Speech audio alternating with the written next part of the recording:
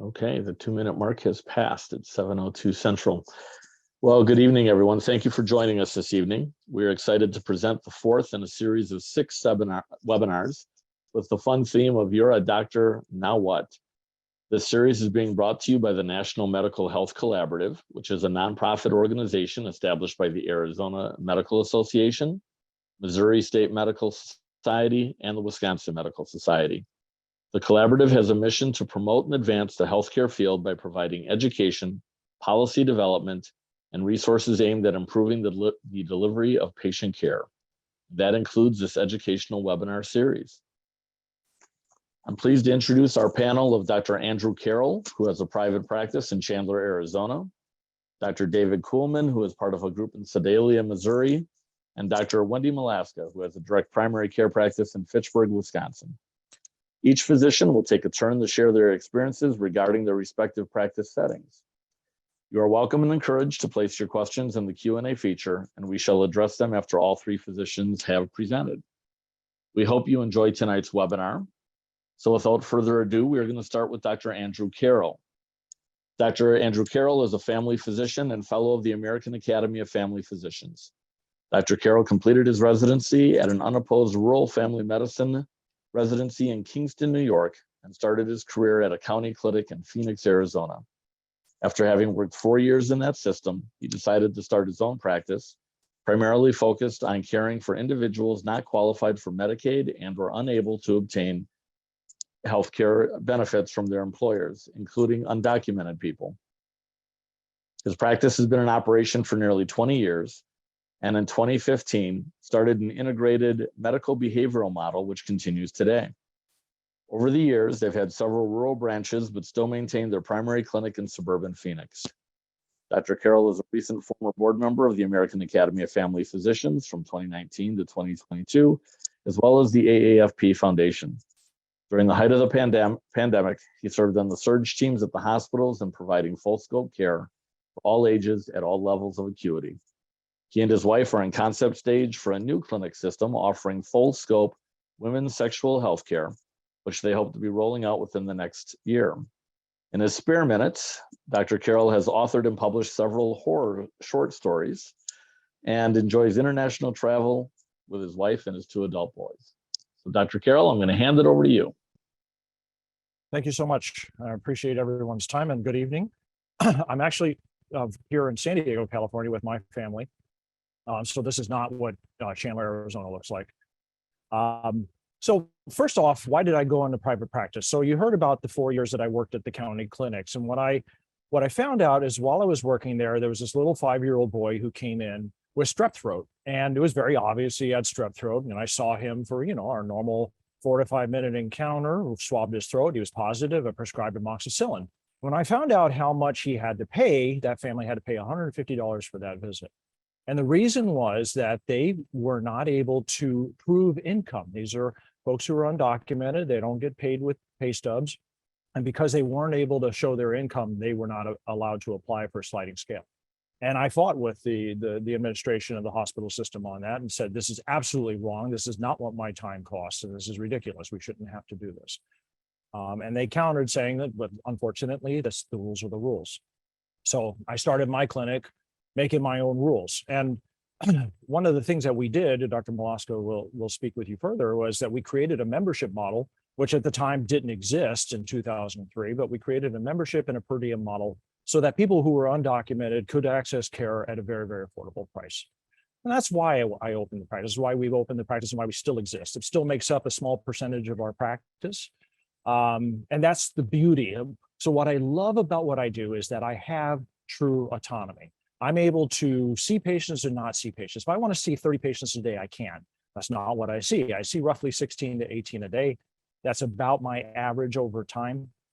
I start my day with about 8 patients pre-scheduled, and I end up with about 16, 18 with patients who have called for same-day appointments. So I can work as hard or as little as I want. Of course, my income will be commensurate with that. And so in the beginning, when we started the practice, we weren't seeing that many patients. I would moonlight at the urgent cares and bring in extra money just so I can put food on the table for my family. And then that's during the time that we grew the practice. And then family medicine by itself, we can practice as large a scope as we want.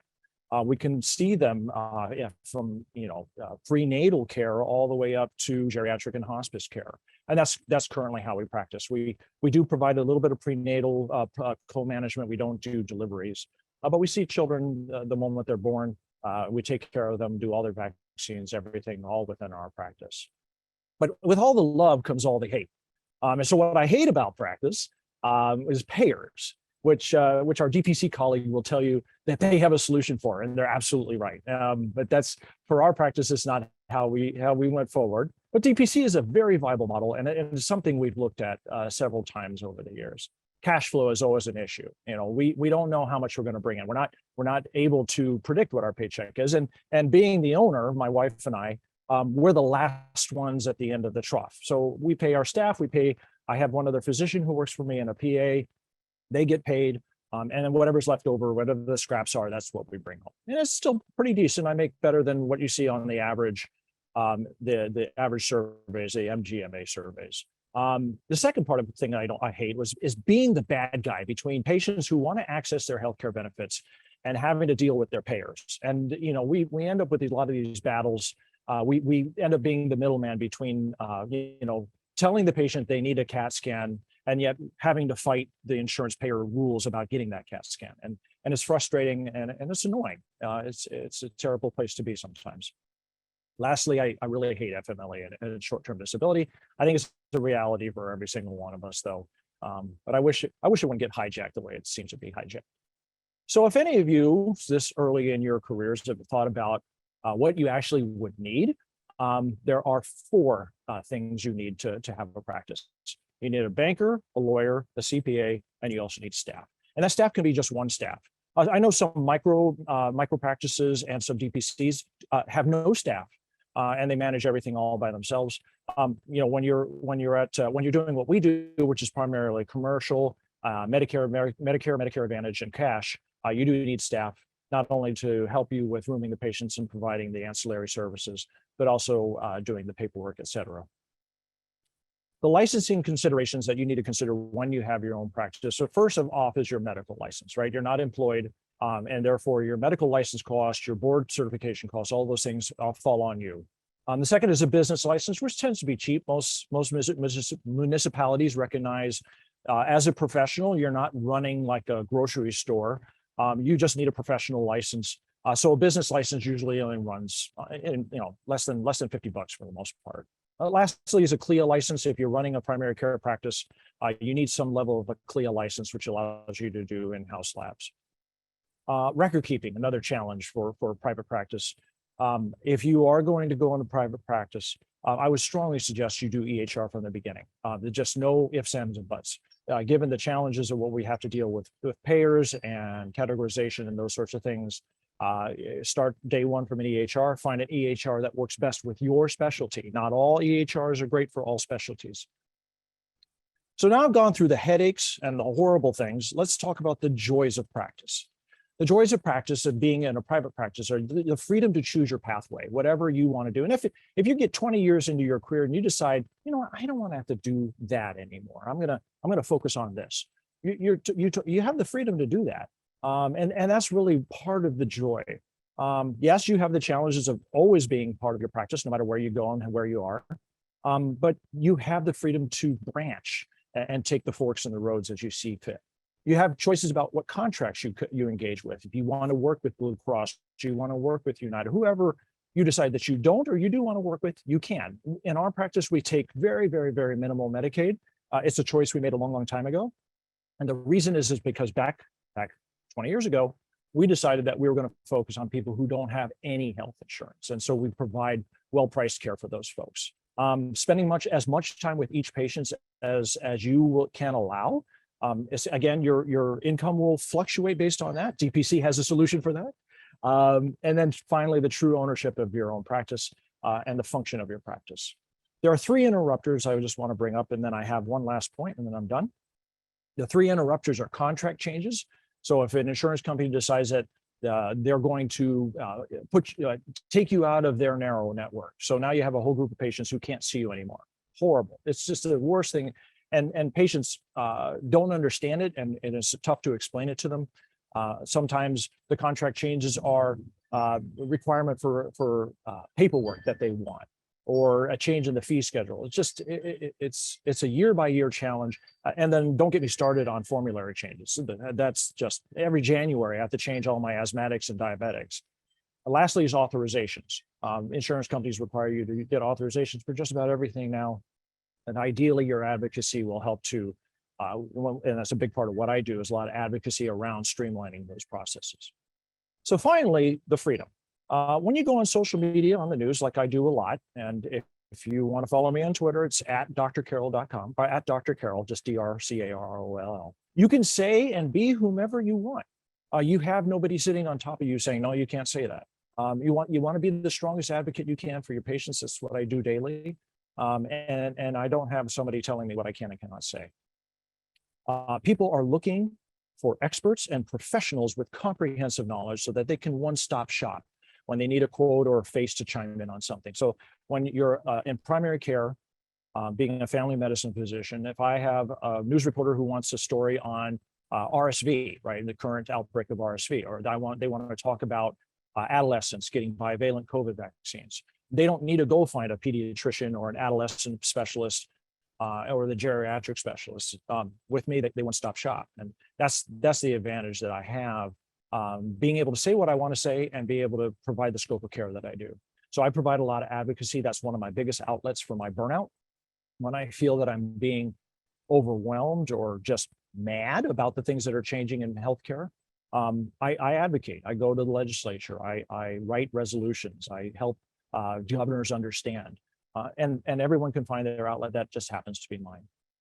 Lastly, the freedom of private practice, pivoting and adaptability. So being a small practice, when we have to make a change, for example, when COVID came, roughly March of 2020 in Arizona, pretty much every business had to shut down. They weren't allowed to have any patients in the office. We, within 2 or 3 days, had a telehealth platform to go. We created a drive-through testing procedure. We removed all our chairs from the waiting room. We did that all within a week's time. Part of that is survivability, the ability to continue to take care of your longitudinal patients long-term. But the other is being able to protect your patients and adapt to the things that are changing around you. And we did that in private practice very quickly. And those are the things I love about what I do. I will never change what I do. I might change how I get paid for it. DPC is always kind of sitting on my shoulder. And you'll hear more about that later. But I really enjoy what I do. I love what I do. And I hope that you could feel that and see that. And that's why we're here to speak today. So thank you very much. Fantastic. Thank you, Dr. Carroll. Those are incredible comments. Greatly appreciate it. And now we're going to move on to Dr. David Kuhlman. Dr. Kuhlman graduated from Kansas University Medical Center in 2001. He completed his neurology residency from Indiana University in 2005 and his sleep fellowship from the University of Michigan in 2006. Dr. Kuhlman has been employed at Bothwell Regional Health Center in Sedalia for over 13 years. He serves on the board for the Missouri State Medical Association and for the American Academy of Sleep Medicine. In his free time, Dr. Kuhlman enjoys running races and attending his children's sporting events. So Dr. Kuhlman, I'm going to hand it off to you right now. All right, thank you very much. So certainly we're talking today about employed versus private practice and other things, but I think first and foremost, it's important to have an idea what you want to do with your practice and then kind of focus on maybe which practice opportunity might be the best for you. Because in addition to like private practice versus employed, there's a lot of different types of employed practices. There can be academic hospitals, there can be, I work for a community hospital, VA hospital, specialty practices and multi-specialty practices sometimes now hire providers. Of course, especially for advanced providers, you have like the pharmacies and even now Amazon Care. So there's a really a wide spectrum of employment opportunities for physicians. And I can only talk about what I actually did, which is I work for a community hospital. And another thing to think about is, the practice setting as far as, being employed in a community hospital or in a city versus in a suburban area versus a rural setting. I happen to be in a rural setting, but there's a lot of questions that you really need to ask when you're kind of going through this process and determining what practice type is right for you. And I think one of the most important things is to have an open communication with the person or with the group that you're interviewing with, because if there's honest dialogue between going back and forth, it helps to figure out if there's a good fit. Things that you need to ask are, what are their expectations for your patient load in terms of number of days per week, which, by the way, I do not recommend 4.5 days per week. You might as well just work that 5th day. Call schedule, look at your clinic space. Is this a new or existing line of service? And that's an important one, because if it's an existing line of service, you'd give you the opportunity to meet your support staff and other providers. Like in my case, it was sleep, and there was already another neurologist who was doing some sleep who wasn't employed. So there's a little bit of friction there, but just honest dialogue with them and figuring out expectations for everybody. And it ended up working that just fine. But in retrospect, I would have liked to have met that provider as part of my initial interview. So just make sure you do a lot of research with, what you're thinking about doing, where you're thinking about doing it, who else might be practicing in the area. Because, as you know, we're all tend to be moving more towards the employment-based models, but there's also a lot of people that might be in your community that maybe are doing it independently. So you kind of like do your homework, on figuring out, is there a need for, a lot of hospitals are hiring for physicians, obviously, and trying to figure out, okay, are they hiring because there's a need, or are they hiring, are they wanting, what is the rationale for needing you as a specialist or as a generalist? Is there a patient need? And then if it's a new line of service that you're providing, like that was actually the case with mine, sleep was a new line of service. You kind of have expectations, like if they're going to be, it's one thing to, start your own practice and try to grow that on your own. It's another thing if you're trying to grow it through like being employed, because you might not be reaching your goals for several years by growing your practice. So that's something that, once again, an important question to ask if you want to be employed and then are starting a new line of service. Let's see here. Other questions to ask.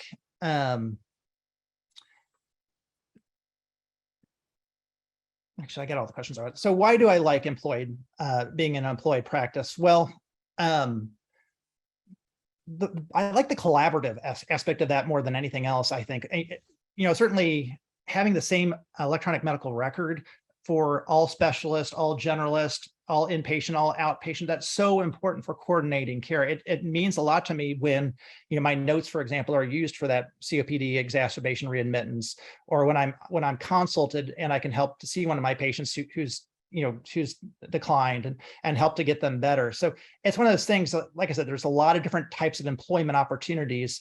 And you kind of have to figure out, for me, this is a career, it's not a job. I think that if I were to work for, say, Amazon Care, that might be a little bit different versus being a part of a community and being part of I make referrals to, Dr. Heckler in my community. I make referrals to people who I know and I trust. And I think that that's a nice aspect of doing all this. And another thing, so on the one hand, you may make more, obviously I get a salary, and that's the nice thing about getting a salary is there is less volatility, there is lots of variance to that. And maybe my cap isn't as great as others, but that's, you have to think about why are you going in? And for me, for going into medicine was all about steady employment and helping people. And I really feel like, being a part of a community hospital, in my case, being employed was the way to do that. And I think that, we'd mentioned the prior auth portion of things. Like that, one nice thing about being employed is that not having to do a lot of this stuff that, I can focus 100% on being a clinician. Especially when I was first starting off in practice, I was learning so much. And I think that had I had to just straight out of my fellowship kind of start my own practice, I think I would have struggled a bit, because I'd have to be figuring out all the the administrative aspects of everything, as well as kind of getting to know my patients. So and figuring out like how to, I certainly residency helps a lot, but once you get out, it's a lot different of an animal, especially, if you're on your own or you have a, small group that you're working with, and kind of getting to be able to do that just focusing on 100% being a clinician was really helpful for me and helped me to grow to provide care. Then, other things about being a employed physician is that I have a steady, the steady source of revenue, but also like the 403B, which is like a 401k that I have. That's something that it's not just about the being it's having the ability to like have the employee contribution to those plans. Not having any overhead to begin my practice was extremely helpful. And then getting back to the prior auths that I mentioned, we have a department that actually does do that. And then and so I only have to do the peer-to-peers and any appeals. Vacation, as Dr. Carroll mentioned, like if you take a vacation, you're kind of taking time away. Is that time is kind of more money in the private practice setting versus I feel more relaxed, when I'm on vacation, because this is my vacation time and it's out. Oh, and then the other thing that Dr. Carroll had was really, I think it's awesome that what he said about, he is able to see patients who don't have insurance, and I think that's awesome. One thing we have at our hospital is we have the financial side of things, which if patients don't have insurance, like we get some patients onto Missouri Health and that, and in addition to that, I say take every single insurance, which is very nice. That's I kind of went into medicine to help people, and I'm able to take care of all patients. Since I don't deal with the the whole administration of the financial aspect of everything. So, and then another thing, the disruptor that Dr. Carroll had hit on was the procedural. So we're moving more towards an ACO type of payment.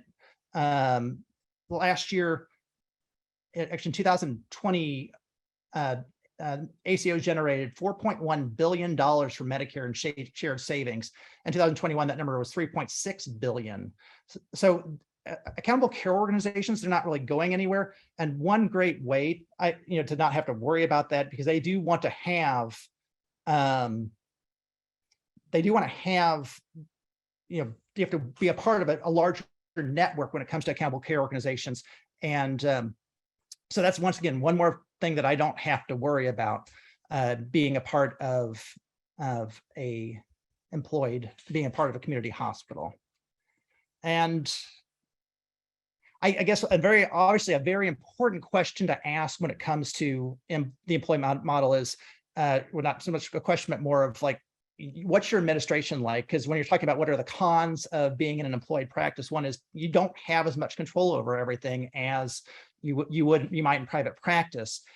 So one of my cons would be, not being the main boss. I'm accountable to my administration, and they have says over things like the electronic medical records, which I despise our electronic medical records, but I don't have any say over that. Fortunately, my staff, which is another thing I don't have any say over, is wonderful. And my administration is also very good and very responsible. I think it really depends a lot. I mean, certainly there's, people can have bad administration as well, but I think that's really one thing when you're going in. That's my 7-year-old behind me. I apologize. So one thing is that when you're, going into this, just really trust your gut with these interviews, because the people who are interviewing you in the case of, when you're in the employed model, they are the ones who are likely going to also be your bosses. So do you feel like they are in it with you for this model and the employed model?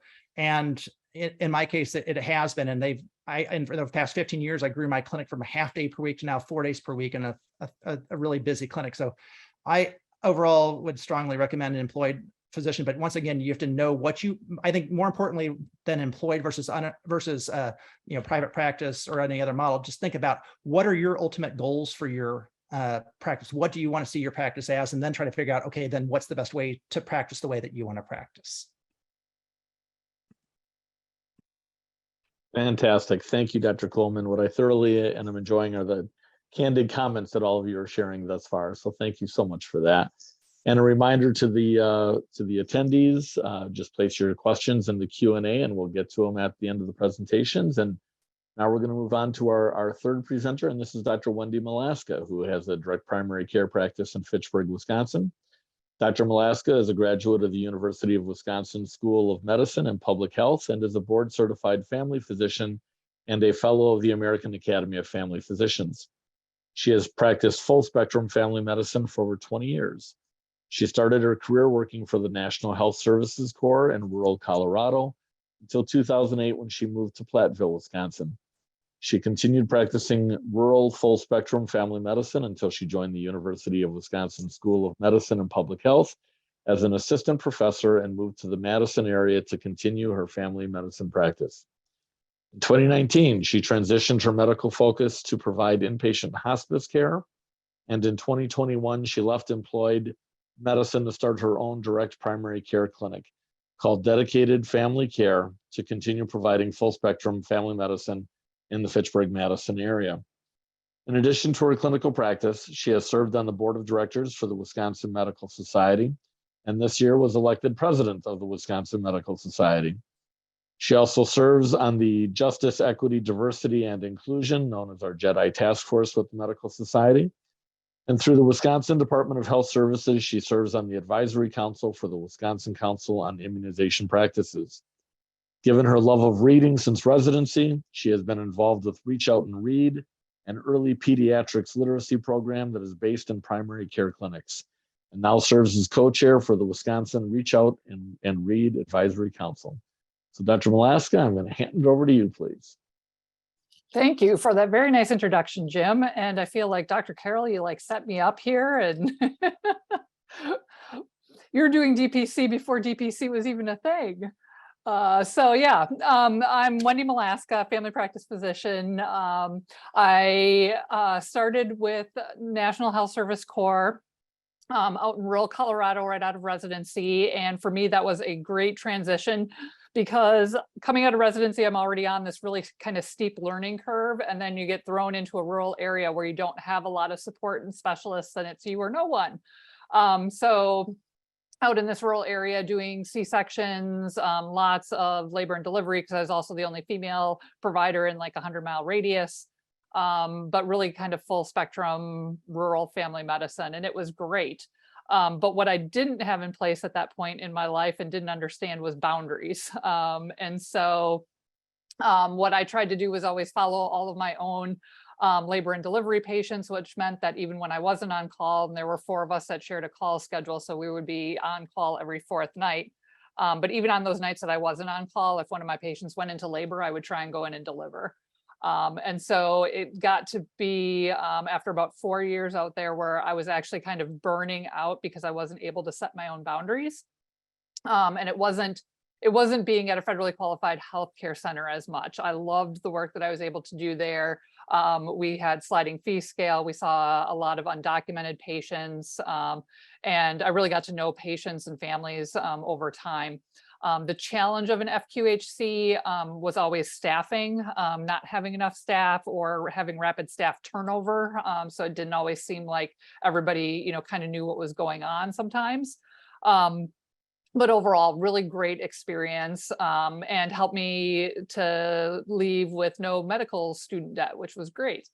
From there, decided to come back to Wisconsin because a lot of my family and friends were still here. And at that point in time, was still looking at employed medicine.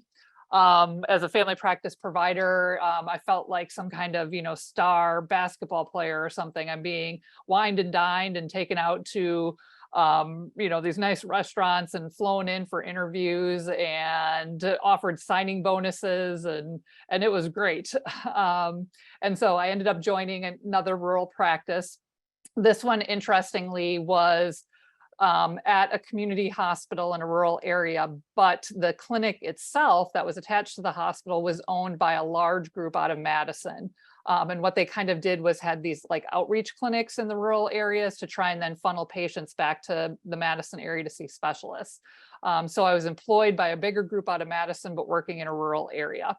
What was unique about that for me was even though I was employed by this larger group, It almost felt like our own little private practice out here in this rural area, because we didn't have the same interaction with a lot of the big administrators and a lot of the big stuff that was going on in the Madison area with a lot of the clinics and stuff there. We were kind of the ugly redheaded stepchild out in the middle of nowhere. And so we got to make up our own, a lot of our own protocols and do things kind of our own way. What was interesting with that was that we went through a lot of the lean processes to try and figure out where to come up with efficiencies and so forth. So that over the years, we actually really created kind of the team-based care that I think is necessary in a lot of primary care, because this is where you become burned out if you don't have, everybody working to the level of their degree. You don't have the people supporting billing and coding and prior authorizations. You don't have your nurses helping to do refills and other protocol. You don't have your MAs, really rooming patients and taking down notes and things like that. So as I was employed there, still doing labor delivery, nursing home, everything in between, I was seeing about 20 to 25 patients a day in the clinic. But with team-based care, it actually felt doable because a lot of the pressure was taking off of me. I think like Dr. Kuhlman was saying, in terms of a lot of the extraneous paperwork and coding and billing things. So I got to focus on being a clinician. And that was really good. And then I met a guy and I got married and we had a kid, and he lived in Madison, which was an hour from Platteville. And when we got married, it was fine, but then you add a kid into the mix and it just doesn't work to try and have two houses in two separate cities over an hour apart. So moved to the Madison area and took a job with a large academic health system. Which was intriguing to me at the time because it allowed me, I've always had medical students come into the practice, but this allowed me to also work more with residents and medical students. And that was very interesting to me. The problem I had with this was that as I moved into this big system, which I felt would be kind of, it's on the cutting edge of everything else, cancer care and trauma care and neurology and neurosurgery and everything, it didn't feel like primary care was on the cutting edge of anything there. And it didn't feel like there was that same kind of team-based care. And I felt like I took a step backwards from where I had been in the middle of rural Wisconsin to now having to do a lot of the prior authorizations myself, to having to do a lot of paperwork myself, to having to put in a lot of orders on the EMR myself. And this became very frustrating. And then the other thing that I started to notice was at the time, I was a 60% full-time doc, and it became much more than a 60% position. My patient panel became huge really quickly.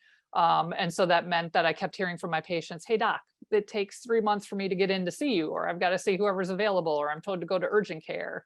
Or, hey, doc, I only get to spend 15 minutes with you. And I think this was the frustrating part for me, was that, yeah, I used to be able to have a little bit more control over this. I got to spend the time with the patients, got to know them. But now I'm being told, hey, your salary depends on how many patients you see. You need to see more patients. We need to make more revenue. Family practice loses the system money as a whole. It's the specialists that make the system money. And so the administrative type stuff was just getting to be a little bit too much. The other interesting thing for myself is that I'm also very much a patient as well as a doctor. And this stuff started to come even more into the forefront as I had a bunch of major medical things happen. And I was able to go through all of the billing that I got back and was able to say, no, this is wrong. This is wrong. This is wrong. I'm not paying this. I'm not paying this. I'm not paying this. And it had been through insurance and the hospitals and so forth. And they're like, no, you owe this. And I'm like, no, I don't. You can't have two doctors bill for the same procedure. So you can either have the cardiologist bill for this or the ER doc bill for this, but I'm not paying for both. And it occurred to me that I can do this as a doctor because I know the coding and billing, but as a layperson, how do you know this? And I spent literally a year fighting medical bills for myself, being threatened to be sent to collections and all that kind of fun stuff. And I'm like, as a layperson, you just end up paying it because, yeah, you don't want to be sent to collections. And how do you even know how to fight this? So a lot of this became really frustrating for me as the patient, as well as now the doctor being told, by my patients, hey, we never get to see you and we don't talk to you anymore. So I made a decision in 2019 to try something different. So up until then, I had done tons and tons of OB, and I really love kind of the two ends of the spectrum in family medicine, beginning of life and end of life. So I've done a lot of beginning of life, prenatal care, obstetrics, delivery. Now I decided to transition down to end of life. So I did inpatient hospice, which was amazing, and I absolutely loved it.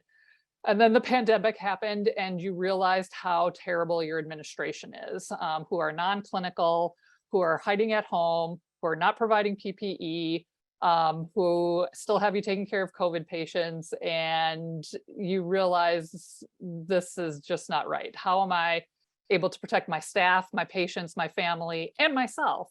And you have to take care of yourself as well. And I think we're terrible about that as doctors. And that's why I worry about a lot of us in terms of burnout, is that we put ourselves last. And I think we really need to, look at putting ourselves first.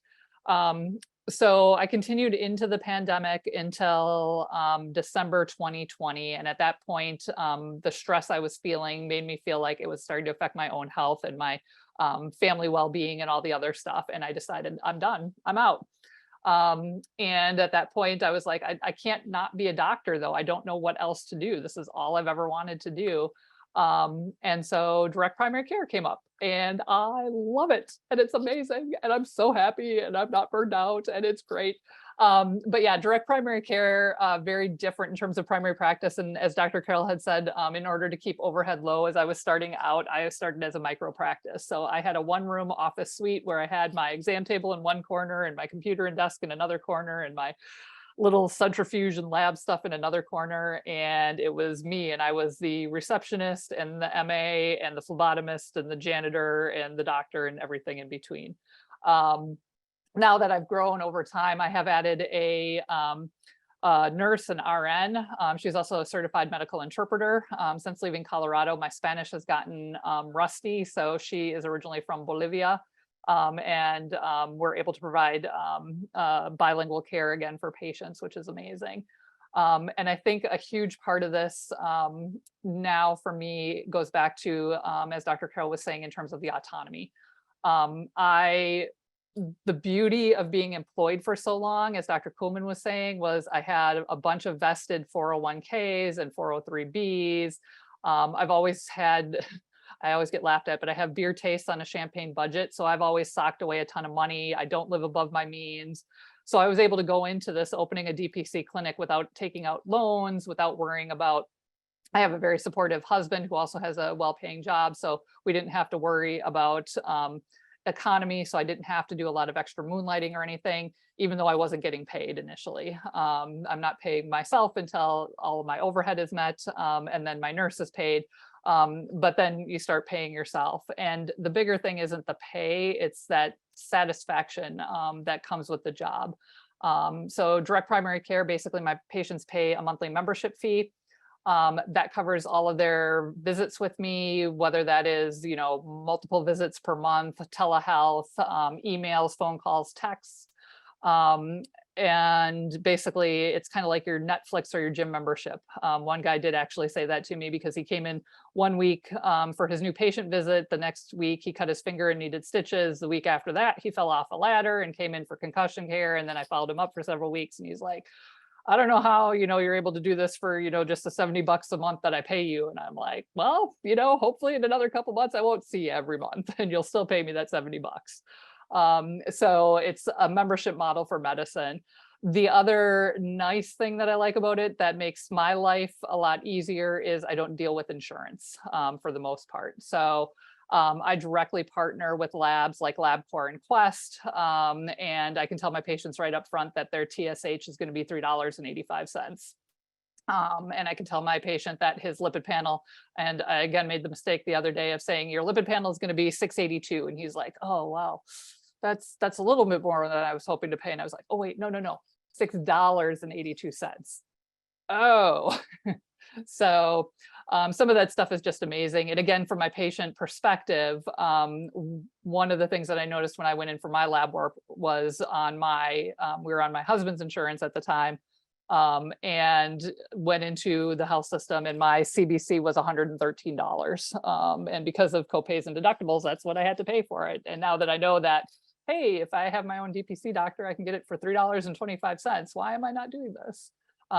So yeah, there's a bunch of benefits to this.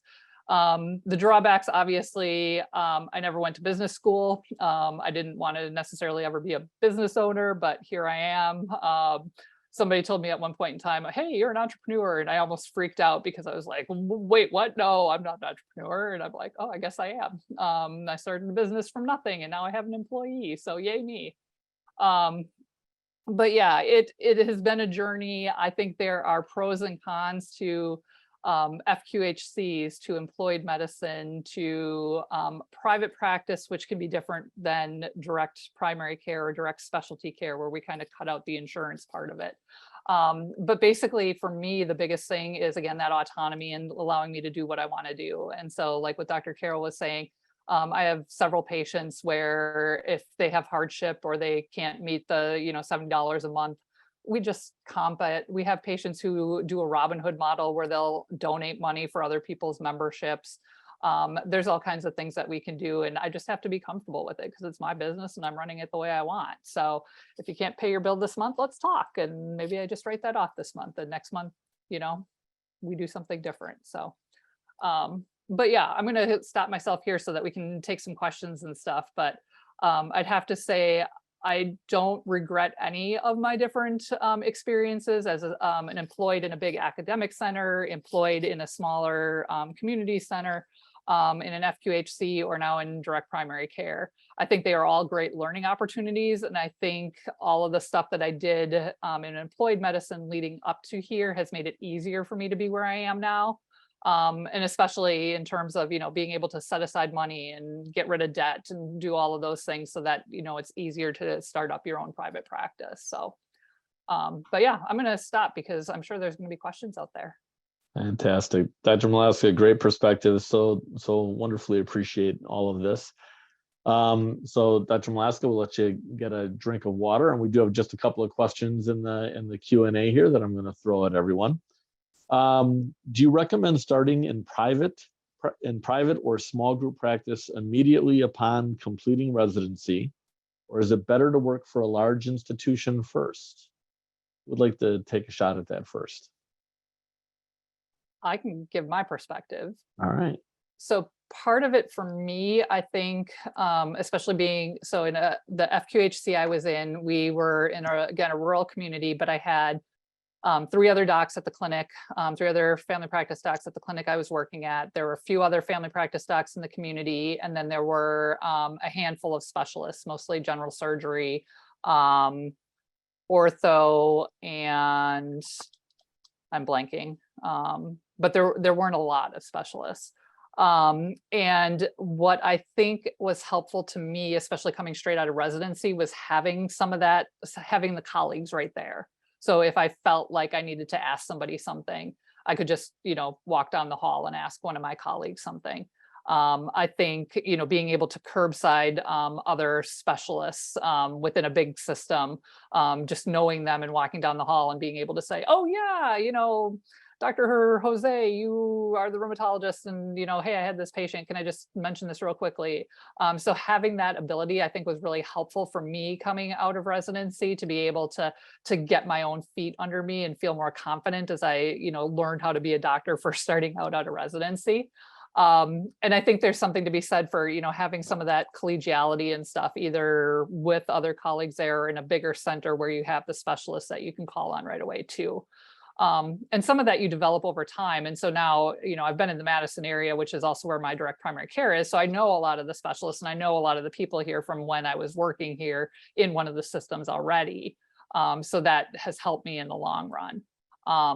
But yeah, I think you really just kind of have to look at, where you're at, what you feel like your needs are in terms of being in a bigger group versus being in a private practice or a very small private practice like a DPC if you're starting out with a micro practice.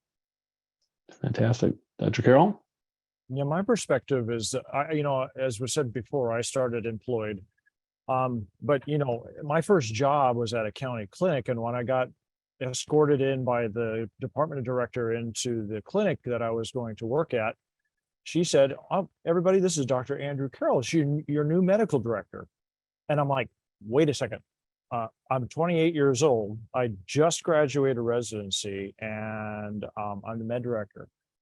So great thing about, as Dr. Molaska was saying, about being among other colleagues is you're not out in the dark all on your own. You can curbside, you can bounce stuff off, run cases by other people, which is the great thing. Also being med director puts you in the administrative role. So over those 4 years, I wasn't just, being a doctor and leading an office of multi-specialty. So we had also other primary care specialties, OB and internal medicine, and a few specialty clinics that came through. I learned the ropes. I learned how to administer a staff. I learned how to do coding, how co-pays, deductibles, all of that garbage worked, how you file a claim, all of those things. As I spent my first 4 years there, it was really an apprenticeship for being in a private practice. Now, again, there's no one right way for anybody. You got to choose your own pathway. But I think being able to kind of have that warm handoff. So if you're planning to be in a rural private practice, my ideal of that would be that you have a doc who's maybe 3 to 4 years from retiring, and you're going to assume that practice. And so you're going to be there learning the patients, learning the people, learning the ropes while that physician, kind of turns out. I think if you're going to go straight into private practice, really should be that nice, long, warm handoff. But in my estimation, it should be employed from the beginning. That's just my experience. Dr. Kuhlman, any comments you'd like to add to that? I can't really, since I've never been in private practice, I can't really comment. I was discussing that. I'm very thankful that I start off being in personally. Just like I said, when you're first, on your own, kind of getting, spending a lot of time like reading, kind of figuring things out. And it's just, I think that for me personally, it would have been more difficult to do that, to put on multiple hats versus just really just focusing on taking care of patients. Fair enough. Thank you so much. And I think, got a couple of, I'm sorry, Dr. Molaska, go ahead. and I was just going to add on again too, is that I think one of the things too is if you are thinking, hey, I want to be a direct primary care or direct specialty care doc, or I want to have my own private practice or whatever too, is that, yeah, you think of it as kind of the long-term goal in some ways, in that, like I said, I was able to pay off all of my student loans. I was able to, set aside money. I was able to do all this stuff so that it was more easy, or it was easier for me to then get into direct primary care. And so just learning some of those things along the way, and then kind of intentionally starting to think about some of this stuff. Okay, hey, I'm going to be employed for, 3 or 4 years, but in that time I might be working in a rural area, so I can get all of my loans repaid, or I might get a really nice signing bonus, or I can set a bunch aside, a bunch of money in a 401k that can then be vested and stuff, so that you already have some of this other financial planning stuff in the works. And then you take that time and look at it as an opportunity to learn coding and billing and administration and all these other things, so that you can then apply it to, either starting or joining your own private practice. Excellent. Thank you. A couple of questions here that I'm going to kind of just combine into one as I take a look at this. And primarily, I think this question is going to be for you, Dr. Carroll and Dr. Molaska. When you're in private practice, do you ever get to take time off? And what does your on-call look like? And you both sort of touched on what your day looks like in terms of number of patients that you want to see, but these seem to be some rather practical everyday questions. You want to start, Dr. Carroll? All right, I'll go first. This is Cole. So this is my normal, everybody can bother me phone. And this is my patients can bother me phone. So the way my office works is patient calls in on a weekend or after hours, and it goes, if you have an emergency and you need to reach a doctor immediately, please, please blah, blah, blah. Be mindful of our time. We're doing this at, we have one doctor call all the time, blah, blah, blah. and then they get another number and it goes directly to the cell phone. And a lot of them are surprised. They go, wait a second, I was expecting an answering service. Like, no, this is easier this way and saves me a lot of money. We get one call every 5 days. So even when I'm on call, it's not really all that bad. And so, yes, I get time off. And again, I take time off when I want to take time off. And one great thing about Arizona, I helped the governor write legislation to get telehealth passed in Arizona at full parity, full access for all payers. And that means that if I want to go away, let's say, go visit family in California and San Diego, if I need to do a telehealth visit, I can. Because I'm providing care to a patient in the state in which I'm licensed, and that's all that's necessary. So if I have to see a patient, it can be done. So, sometimes a pandemic brings about good things. Yeah, and I think I mentioned early on, for me, my biggest problem, especially out of residency, was boundaries. So I've gotten much better at that after I've done this for 20 years. And so again, being direct primary care, it's me. And so I'm on call 24/7, 365. But again, it is very minimal. So first of all, my patient panel is no longer, 2,500 people. It's 400 people. And I sit down with each of my patients when they come in for their first visit with me, and we go over all the ways to contact me. So they get a direct cell phone that is actually linked through my EHR, which is also a beautiful thing, because anytime they then text me, it automatically gets put into their record. So as we're texting back and forth, it's already documenting these things. The same thing I have through my EHR is kind of like a patient portal with emails. So like my chart through Epic or something, so that again, it's all documented. So I'm not having to redocument things there. But yeah, I sit down and I talk with my patients and I'm like, yeah, hey, I'm a wife and a mom, and I have a life outside of the clinic, and nobody's really abused this.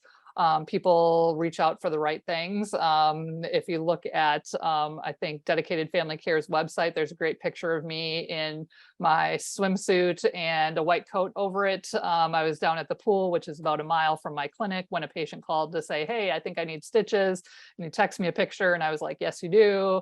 Can I meet you at the clinic in 10 minutes? And so I met him there, and I was wearing my swimsuit under my white coat because the white coat made it look more professional. But again, my patients know me, we know each other really well. So he was just thrilled he didn't have to go to urgent care at 6 p.m. on a Friday and sit there for 3 hours. Whereas, yeah, he came in and saw me, and there's no bill that goes with that. And I had him in and out in 10 minutes. So and then when I am taking off, what we have worked out, so I now have an RN, so she can do a lot of triaging for me. Otherwise, there's another direct primary care doc who's about 5 miles down the road from me in one of the towns over. Her and I cover for each other. So if I'm completely out of town and I want to be completely off the grid, where I don't want to answer phone calls, texts, emails, or do telehealth, she'll cover. My nurse will triage patients and then get them over to her if they need to. Same thing she'll do for me. Otherwise, a lot of times when I'm on vacation, I think, as Dr. Carroll was pointing out and stuff too, I just, I can text, I can email, I can do telehealth. And so I know my patients better than, anybody in the urgent care or anything. So a lot of times it'll take me a lot less time to just, call, email, or text and take care of something than it is to, send them somewhere else. So, yeah. So we do get time off, and yeah, I get to take it when I want, and we work around it. And I know better how to do boundaries. Very, very, very true. So our hour is actually flying by. We've got 5 minutes left, and I just wanted to give 1 minute to each of you if you have any closing comments or advice to our resident students and early career physicians, and then we'll do a quick wrap up.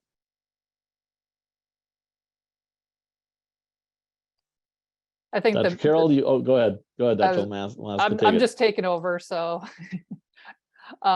so I would say, my bit of advice is, I don't know that you can go wrong either way. You just have to think about, your own individual personality, style, and what you want out of it. If you feel like, hey, I do want to do a lot of teaching and do more research and academics, well, then maybe you need to look for an employed position with a big academic center or with a university or medical school or something. If you're like, hey, yeah, I really want to be in a rural area, but I don't want to worry about, malpractice insurance and business insurance and all of that, then yeah, maybe you look for an employed position. I don't think you can really go wrong, and you can always change your mind is the other thing. And sometimes, it's life's a journey, not a destination, as kind of my career path has shown. Is I've done a lot of different changing throughout my career, and I've enjoyed everything I've done. It's just that as times changed, I changed, my family changed, and different things needed to happen. So we don't need to stay stagnant. We can always make changes. That's a great point about always changing your mind. Thank you, Dr. Molaska. Dr. Carroll? Yeah, I mean, the key is to find the joy of your practice, whatever that might be. No one gives up their 20s and possibly their early 30s to allow themselves to be beat up for the next 40 years. It's just not right. We each have chosen to go into medicine and to practice in the specialties we practice because we love what we do. And at our core, we are altruists. We give up as a whole lot to do the right thing for our patients. However, we also have to do the right things for us. And as you've heard here from the three of us, each one of us has had different paths. The key is to find your path, and that there are possibilities, there are opportunities, and there's always joy to be found. And so that's really my final message. That's wonderful. Dr. Kuhlman, how about you bring us home? I echo what Drs. Carroll and Molaska said. Just know yourself, know what your goals are, know what your long-term goals are, and then focus on the best way to get you there. And focus on why you went into medicine to begin with. And if you love what you do, you'll do just fine. That is very, very well stated.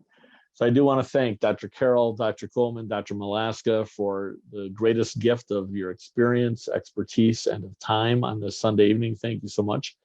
Great food for thought for our attendees as they consider their future steps. I do want to remind everyone that a recording of this will be available in the coming week or two via the respective medical societies. And our session next week on October 30th is going to be on retirement, and on November 7th is going to be on health equity. So we thank all of you so much for your time this evening, and have a great evening. Thank you. Stay safe. Bye-bye.